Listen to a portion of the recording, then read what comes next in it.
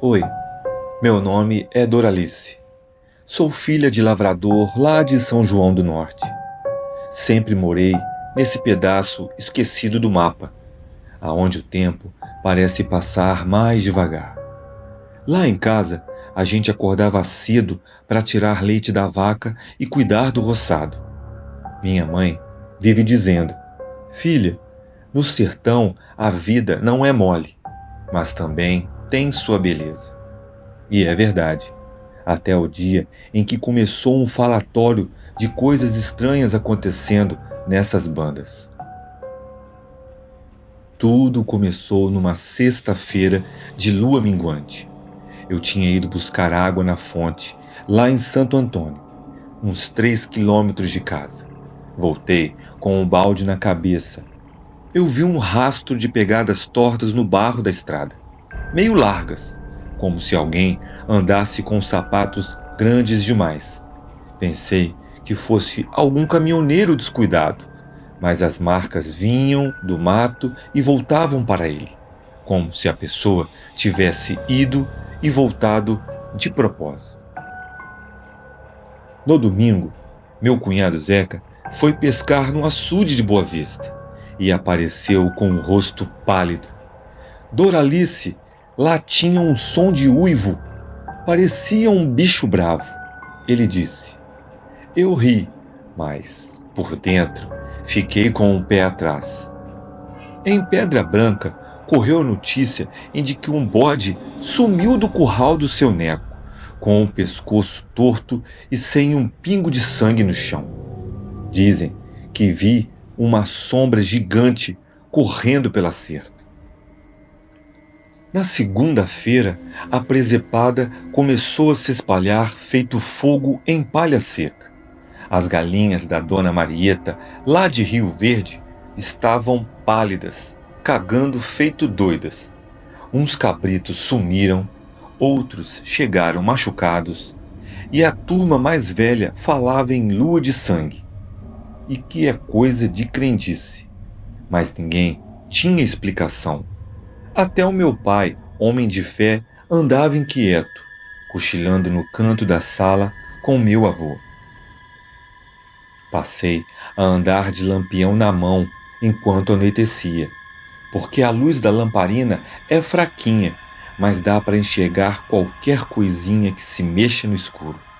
Uma noite, quando voltava da casa da minha tia, em Bela Vista, juro que senti um cheiro forte de enxofre e ouvi galhos estalando bem atrás de mim. Meu coração bateu tão forte que quase pulei. O lampião eu joguei fora. Corri até o portão da minha casa e só respirei aliviada quando destravei a porta. Agora, todo mundo aqui em São João do Norte vive de olho no breu, esperando o próximo sinal. Tem gente dormindo no terreiro de arma na mão. Dizem que essa tal criatura, seja lá o que for, não escolhe hora nem lugar para atacar. Pode parecer que ela está bem pertinho. Na terça-feira, o clima ficou mais pesado ainda. A chuva que ameaçava não veio, e o calor abafado que fazia o breu aparecer mais denso. Logo cedo, eu via Maria da padaria, lá em São João do Norte mesmo, tremendo, enquanto contava que ouviu um uivo longínquo durante a madrugada. Um som que nem de cachorro. Parece coisa do capeta, ela disse, com os olhos arregalados. Foi aí que me lembrei de uma conversa antiga do seu Tadeu, lá de Santo Antônio, dizendo que, quando o bicho canta na noite de lua, é sinal de agouro.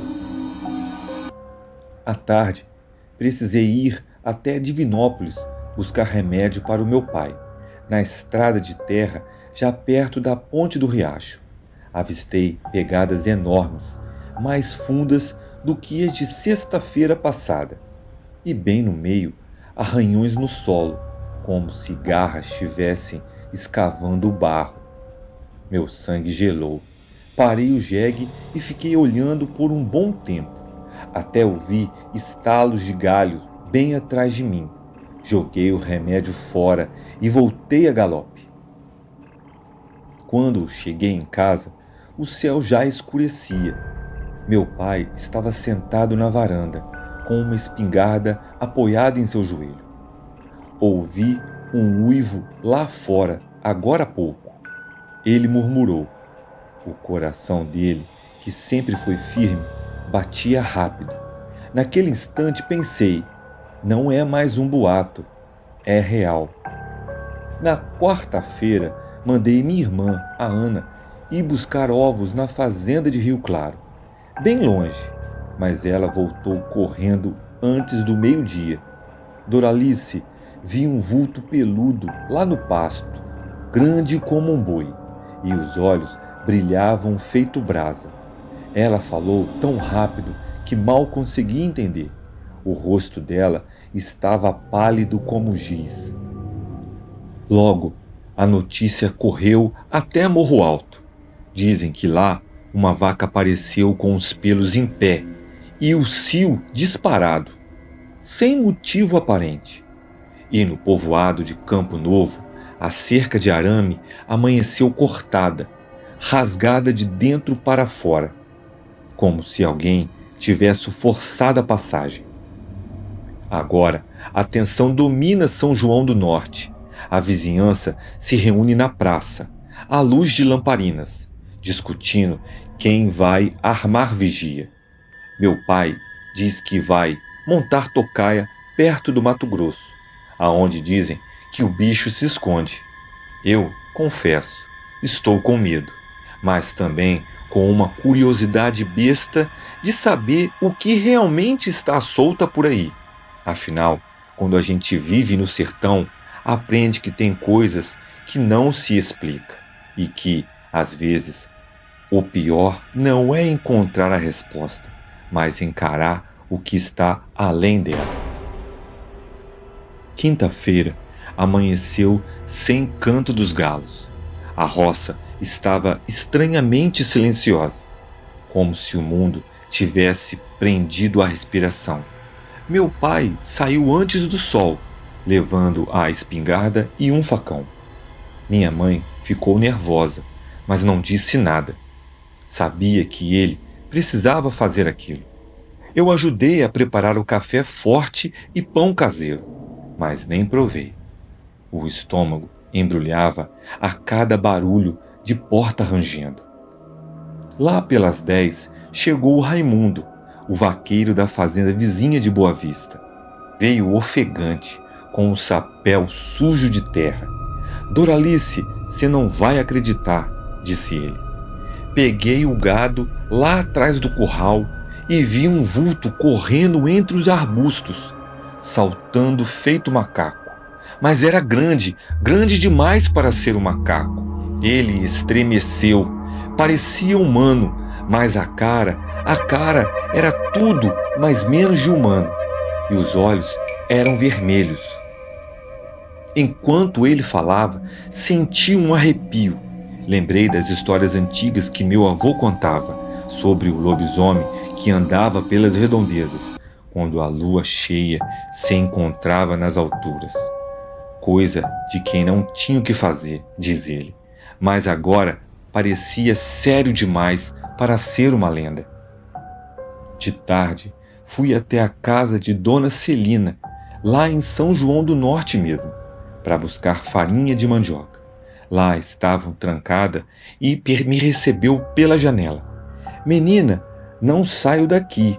Ontem à noite ouvi batidas na porta, arranhões e um uivo que me fez rezar 3 vezes a Ave Maria. A voz dela falhou.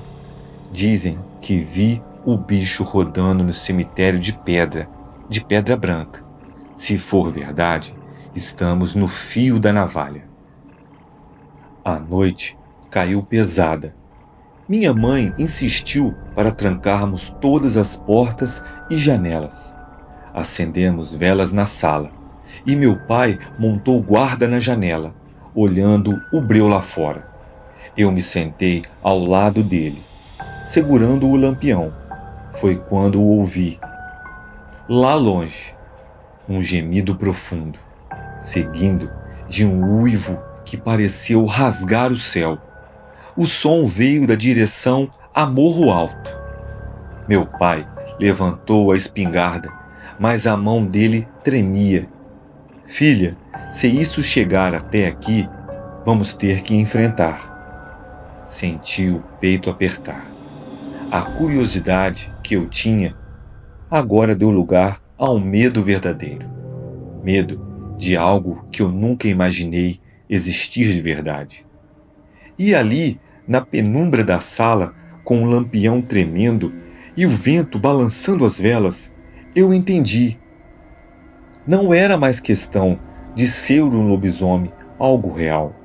A pergunta agora era quando ele ia bater a nossa porta.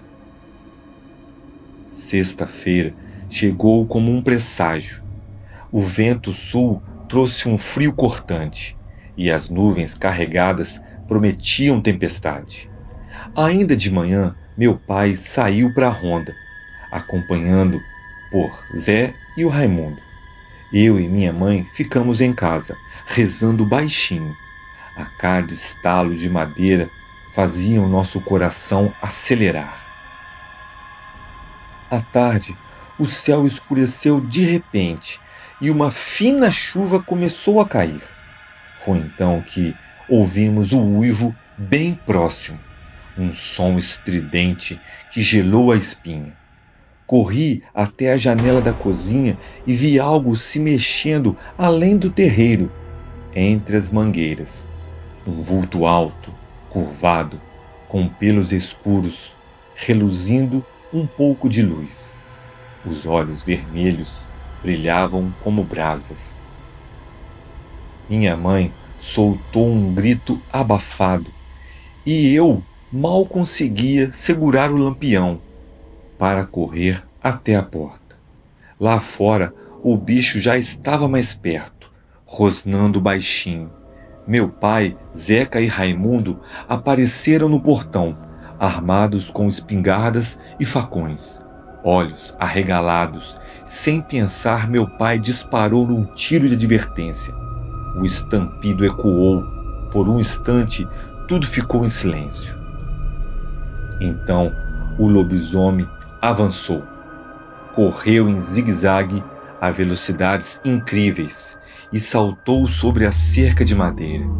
Zeca atirou de novo, mas a bala ricocheteou no ombro do monstro, que urrava de dor e fúria. O bicho caiu no chão, mas se ergueu num salto só, pelagem eriçada, mostrando presas afiadas. Raimundo correu por trás, tentando acertar com o facão, mas a lâmina mal arranhou o pelo grosso. Meu pai gritou: "Fogo!" e todos atiraram juntos. Um segundo depois, o lobisomem caiu, imóvel. O silêncio que se seguiu foi tão pesado que parecia sufocar. A chuva aumentou, lavando o sangue que escorria pelo barro. Aproximamo-nos, cautelosos, e vimos o monstro caído. Corpo enorme, rosto deformado, mas com traços que lembravam um homem. Meu pai se agachou e tocou no braço da criatura e murmurou: "Pobre coitado, devia ser alguém como a gente." Ninguém falou nada. Levamos o corpo e amarramos na carroça do Raimundo. Enquanto o empurrávamos para fora do terreiro, ouvi um uivo distante de novo, ecoando por Morro Alto. Era como se houvesse mais um deles. Um arrepio percorreu a minha espinha. O pior não era derrotar só um lobisomem, mas descobrir quantos ainda estivessem vivos. Na manhã seguinte, o sol nasceu fraco, mas a sensação de alívio, misturado com o medo, permaneceu. Enterramos o corpo na cova profunda, longe de casa. Minha mãe chorou baixinho, rezando por quem quer que tivesse sido aquela criatura. Eu fiquei olhando a terra batida, pensando nas histórias que contávamos e nas que nunca contaríamos. Hoje, em São João do Norte, a vida tenta voltar ao normal, mas a lembrança dos uivos e das pegadas tortas ainda rondam nossas noites. A cidade principal e as vizinhanças, Santo Antônio, Boa Vista, Pedra Branca, Rio Verde e Morro Alto, agora têm mais cuidado ao anoitecer. E toda vez que a lua minguante desponta no céu, a gente lembra: o silêncio pode ser só a calmaria antes de algo bem pior.